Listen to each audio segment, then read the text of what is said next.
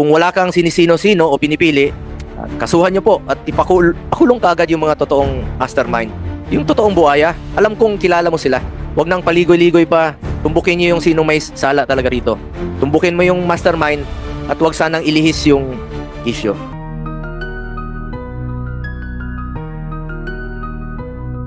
But I am one with the Filipino people. Kasama po ako sa panawagan ng publiko na dapat managot po ang lahat ng sangkot dito sa lahat ng korupsyon na naiulat. At for the record, I am against the unprogrammed appropriations kasi prone po ito sa abuse at corruption at naging semi-pork barrel na nga. At I'm sure against rin po dito ang ating finance share. Kung maaari, tanggalin na po ito at nagiging ginagamit na po ito. Masyadong malawak yung pinanggagamitan nito. Ilan sana gamitin sa HEA o sa pangsweldo.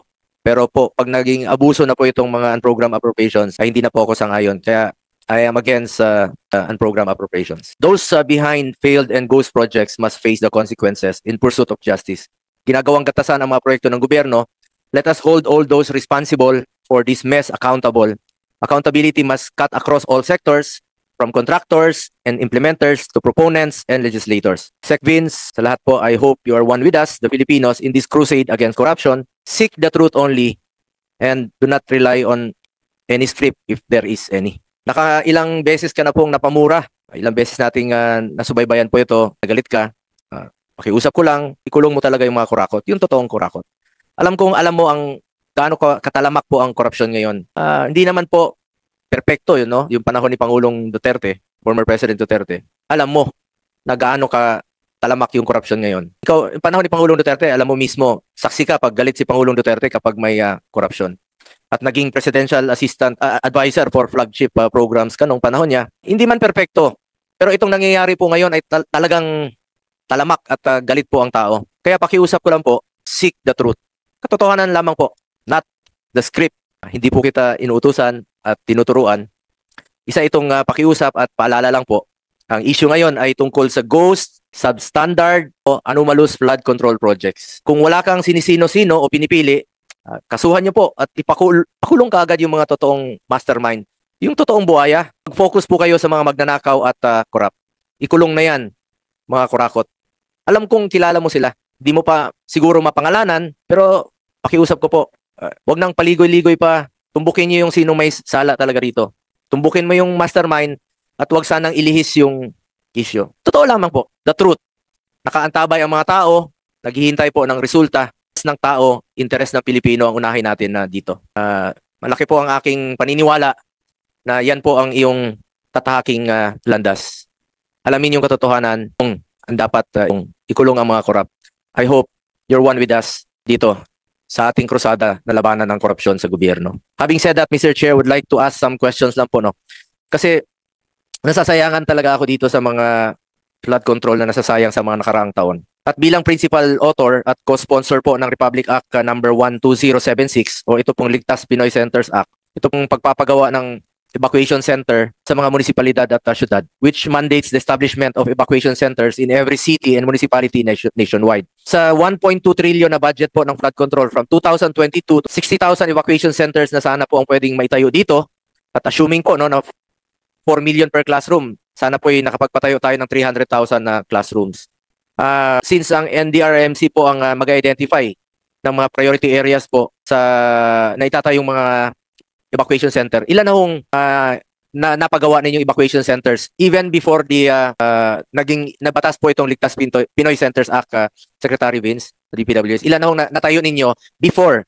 At nung naging batas po itong Ligtas Pinoy Centers Act, ilan na ho ang plano ninyong gawin? Laking tulong po ito kasi ikaw mismo, umiikot ka sa mga nasalanta ng bagyo, lindol, wala silang maayos na evacuation center. Yung iba nasa tent lang, napakainit, walang maayos na comfort room. Yung sanitation po. Sana bigyan niyo po ito ng prioridad, itong pagtatayo ng mga evacuation centers. Mr. Chairman, maraming po. Kaisa po tayo ng ating senator dito. At gusto ko lang pong sabihin na sa 2025, since napasa po ang batas, 13 out of 32 evacuation centers na po ang ongoing o completed? Completed na po. Roughly po, 650 million out of the budgeted 1.6 billion for 2025 ang nagawa na po. So ongoing po yung natitira pong mga evacuation centers for 2025. Ganun lang po kaliit yung inilaan na pondo. Pero naniniwala ka na malaking tulong po itong mga evacuation center? Opo. Lalong-lalo na po ngayon na panay bagyo, panay may mga sunog, magbabaha. Nagagamit yung mga eskwelahan, nagagamit yung mga gym. Sana po may maayos since batas na po ito. Baka mabigyan niyo po ng prioridad ang pagtatayo ng mga evacuation centers. Opo, yun lang po ang inallocate for 2025. Ito po ang sinasabi sa akin ngayon. Essentially, 100 million per region, kaya po 1.6 billion ang total.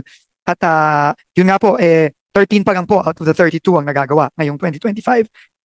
Roughly about 45%. Kaya po kailangan paspasan din po ito. Pero po sa 2026, 2.1 billion po ang inallocate na dagdag na pondo for the evacuation and public health facilities po. 2.18 billion po. Napakaliit po. Hindi nyo ba maaring maging prioridad po ito since batas na po itong Pinoy Centers? Maaari naman po, pero kagaya nga po, Mr. Chairman, nung sinabi ko kanina, unfortunately, wala po talaga akong naging contribution dito sa budget na ito. Pero makakaasa po kayo, lalo na po kung gusto pong dagdagan ng ating Committee on Appropriations at ng Senado ito, this will be very, very welcome po. Sa po kung madagdagan po ito for 2026. Yung 2025 po, obviously, wala na po tayong magagawa doon. Ang gagawin na lang po natin is papaspasan po natin yung natitirang mga evacuation centers na ginagawa pa po. Thank you po, Mr. Chairman. Sa ating Mr. Chairman, Senator Win, baka pwedeng reallocate mo yung ibang pondo. Hindi naman prioridad itong mga flood control. Baka batas na po ito. Pinasa natin ito nung 19th Congress. Principal author ka rin po nitong batas na ito. At ito, mandatory na sana. Pero hindi po nabibigyan ng pondo. Napakaliit po. 2 billion lang po ang inilaan for 2026. Am I correct, Mr. Secretary? Yes, Mr. Chairman. Opo, although po wala na pong flood control na locally funded sa 2026 budget, pero iiwan po namin sa wisdom ng Committee on Finance at ng Senado marapating pong dagdagan. At naniniwala naman po kami na kailangan natin po itong mga evacuation centers na ito, gago na kung napansin niyo po, no? Ang dami po nating mga sakuna na kailangan i-address. No less than the President po has been going around, and yun din po ang napapansin niya. Nabanggit rin po kanina, aside from evacuation center, ito pong health facilities, no? Sec Vince, dahil nasa GAA po, mandated po ang DPWH to implement health infrastructure projects exceeding 5 million. Kayo po nag-implement ng mga health facilities exceeding 5 million. Pag ito po ay kahit na nasa DOH po ito. Ito po kasing super health centers, so, napakahalaga po nito at maganda naman po ang layunin nitong super health centers na ilapit po natin ang serbisyo medical sa ating mga kababayan. Dahil remember, meron tayong more than 7,000 islands at yung iba po ay napakalayo sa access ng health facilities. Naging maganda po ang layunin nito at parati ko pong pinapaalala sa ating DOH na siguraduhin maging operational po ito at hindi maging white elephant. At nabanggit po ito sa SONA ng Pangulo noong 2024 na sabi niya, dagdagan pa po itong mga super health centers. At tayo po mismo ay sang-ayon dito at sinusuportahan natin ito kung makakatulong po na ilapit natin ang serbisyo medical sa ating mga kababayan. Ngunit may mga naiulat po, no, na ito pong more than 5 million na mga tinatayo, kayo po ang nagkakandak ng bidding at nag-i-implement. So nanats nyo ba ito dahil meron po mga naiulat na non-operational at incomplete health facilities? Sayang naman po ito, imbis na magturuan po ang DOH at ang LGU kung sino talagang dapat magtapos nito, since sila naman po ang merong agreement, undertaking para to make it operational. Ngayon nagtuturuan na sila kung ang LGU ba ang dapat maglalagay ng mga doktor at to make it operational, makumpleto, nagtuturuan na sila. At ngayon yung iba naman sinasabi hindi pa natatapos. So kayo po ang nag-implement ito. Ano na ho ba ang update nito? Dahil sayang naman po ang pondo ng gobyerno. Maganda naman po ang layunin, pero kung nagkakaproblema po sa implementation, sayang po ang pondo ng gobyerno. Maraming salamat po, Mr. Chairman. Mukha pong may katulad din po ng Rene's kanina tungkol sa mga classroom. Mukhang mabigat din po ang delay nito, no? I was just informed po, Mr. Chairman, that yung memorandum of agreement po galing sa DOH, napirmahan lang po noong July. So, 6 na buwan na ho ang nakalipas. Ngayong 2025, at alam naman po natin, kung wala pong memorandum of agreement, hindi po pwedeng magsimula ang construction. Kaya tingin ko po, ang pwedeng maging solusyon din po dito, yung sinuggest po kanina, na magdirekta na lang pong memorandum of agreement para sa mga LGU mismo na ang tumulong. Kasi ito pong nakikita kong mga numero ngayon, imposible pong mai-implement ng DPWH sa loob lamang ng ilang buwan. No? Dahil nga po sa delay dun sa MOA with DOH.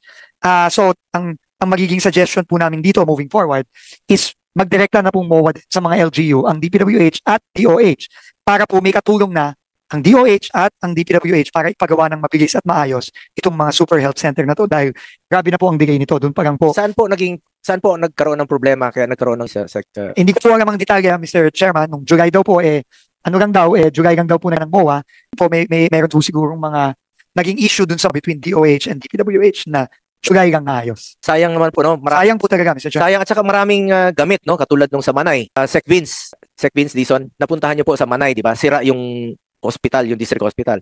Pero ang ginamit nila, yung center ng Manay, malaking Tama tulong po yun sa mga pasyente at sa mga nasugatan na kailangan po ng immediate paggamot. So, sayang po, bawat oras po ay napakahalaga. Sana po matulungan nyo rin po sila na wag na silang magturuan ang DOH at ang LGU. Ang importante rito, make it operational at wag pong iwanan na maging white elephant po ito. Mr. Chairman, just to clarify mo po, no, yung pag-operationalize ng health center, labas na po sa mandato ng DPWH yan. Pero yung pong pagpapagawa, tingin ko po ang magiging solusyon na lang natin dito para mapabilis is magmawa po tayo sa mga LGU para mapabilis. Tingin ko po, more than willing naman po ang ating mga mayors na tumulong dito. Salamat po, Mr. Chairman. Gustong-gusto po ng mga LGUs po yun. Dahil malaking tulong po yun sa kanila, lalong-lalo na po sa mga LGUs, mga munisipyo na walang district hospital.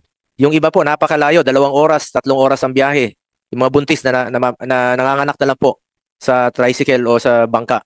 Island. Totoo po yun, may tapos na Super Health Center dyan po sa Tingloy, Batangas. 1 oras po ang biyahe pag tumawid ka. Ngayon, gamit na gamit nila. Yung mga buntis, doon na po nanganganak, may pharmacy na sila.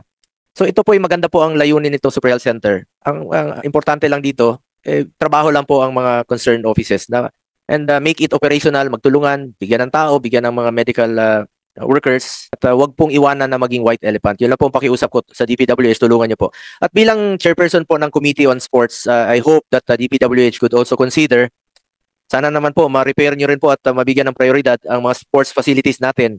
Kaysa naman po mapunta dyan sa flood control na walang katao-tao nga. Ito, gamit na gamit po itong mga sports facilities, kulang pa nga, no? At isa tayo sa nagsulong ng repair ng RMC, Rizal Memorial Complex at ang Field Sports Complex na mismo na nakalaro kami doon ni Senator Joel Villanueva na nagkaroon ng tulo nung nag-championship tayo doon sa Senate Sentinels. Yung Field Sports po, nung naglaro kami, naman po yung mga pasilidad na kahit matagal na, baka mabigyan nyo po ng prioridad o yung mga dormitoryo ng mga athletes natin. Hindi lang naman po ang kailangan nila ay financial assistance, kundi moral support, mga equipment. Wala na silang dapat isipin pa, kundi maglaro na lang. At nakafocus sa kanilang competition, lalo-lalo na po yung mga national athletes natin. Baka po pwede yung mabigyan rin po ng prioridad kasi ang PSC, Philippine Sports Commission, is planning to establish regional sports center in various parts of the country. Meron na ho bang coordination ang PSC sa inyo na sana po mabigyan rin po sila? Opo, kami po ay makikipag-usap at makikipag-coordinate sa PSC sa pamumuno ni Chairman Gregorio para po, again, magtulungan po kami kung paano ma-i-implement po ng mabilis itong mga pagpapatayo ng mga sports facilities na agad naman po natin na kailangan all over the country. Thank you po, Mr. Chairman. Salamat. Lastly, I would like to raise the seeming inequitable regional allocation of DPWH projects. Napapansin ko po yun. Kung saan po nangangailangan ng infrastruktura, doon po kakonti ang budget kumpara sa ibang developed areas po. May we know the regional allocation of DPWH budget? Anong rehiyon po ang magkakaroon ng mababang allocation? At maalala ko noon, Sec Vince, nung panahon po ni former President Duterte, pinagbili niya noon, pagka 2016, sabi niya, gusto ko pantay-pantay lahat. Kahit na taga Mindanao siya, gusto niya Luzon, Visayas, Mindanao, pantay. At nabanggit niyo po yung Panggil Bay Bridge na tapos na, no? Sa Osamis. It was, yung kontrata noon, it was started during President Aquino's time. At nagkaroon po ng, parang, nagka-problema po yung governor doon. Sabi niya, baka ayaw na pong ipagpatuloy ni then President Duterte noong 2016. Dahil unang-una talo siya doon sa Misamis sa Occidental. Pero nung lumapit siya kay President Duterte, sabi niya, tapos ng eleksyon, presidente ako ng Pilipinas, presidente ako ng buong, lahat ng Pilipino. Sabi niya, ipagpatuloy yan at wala akong pinipili. At ngayon po, napakinabangan na, tapos na sa panahon ni President Marcos, napapakinabangan ng ating mga kababayan. From 10 minutes, from 3 hours, naging 10 minutes na lang po yung pagtatawid from Osamis going to Lanao del Norte. At ako mismo pumunta po doon. Nakita lang natin, ikaw saksi ka niya na pantay talaga yung pagtrato niya. At gusto niya noon, lahat, Luzon, Visayas, Mindanao ay makikinabang.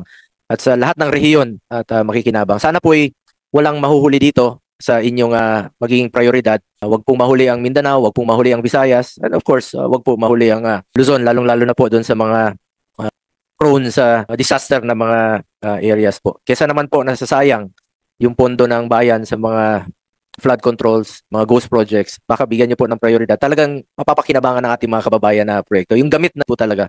Sana yan po magiging focus ninyo ngayon in the next 2 years po ng administration ni Pangulong Marcos. Walang masayang na pondo. Gaya ng sinabi ni Senator Bam kanina, tanggalin yung mga taba dyan. Dapat po kung ano yung kailangan lang talaga sa proyekto at bigyan ng prioridad yung gamit na Pilipino po. Yan lang po ang pakiusap ko sa inyo. Sumusuporta naman po ako parati sa DPWH at with you at the helm of the department. Sana po mapatuloy mo ang reforma. Please lang po, makiusap ko lang. Makiusap to Please implement genuine reforms and eliminate the systemic corruption in the department. Ayusin niyo po yung sistema. Nakatutok po rito ang Pilipino sa inyo sa susunod na mga taon po. Maraming salamat po, Mr. Chair. Thank you, Senator Bongo. Sir Chairman, Yes. opo, unang-una po yung regional breakdown, isasubmit po namin yan, kagaya na rin nung isasubmit po natin na breakdown per legislative district. At last na lang po siguro is ang prinsipyo nga po at paniniwala ng ating Pangulong Bongbong Marcos is yung mga proyekto po na makakabuti sa ating mga kababayan, yan po dahil dapat ang i-prioritize at bilisan. No, kagaya nga po itong Pangil Bay Bridge, ito po ay 3 administrasyon na po ang pinagdaanan nito at ngayon po tapos na po sa termino ni Pangulong Marcos at makakaasa po ang ating mga kababayan na tuloy po ang gagawin natin dyan ayon na rin sa direktiba ng Pangulo at yung mga reforma po. Sabi ko nga po kanina, tayo po ay nung kinausap po tayo ni Pangulo, sabi niya, hindi kita ilalagay dyan para depensahan ang DPWH. Ginagagay kita dyan para baguhin at reformahin ang DPWH at yun po ang gagawin natin alinsunod sa direktiba ng Pangulo.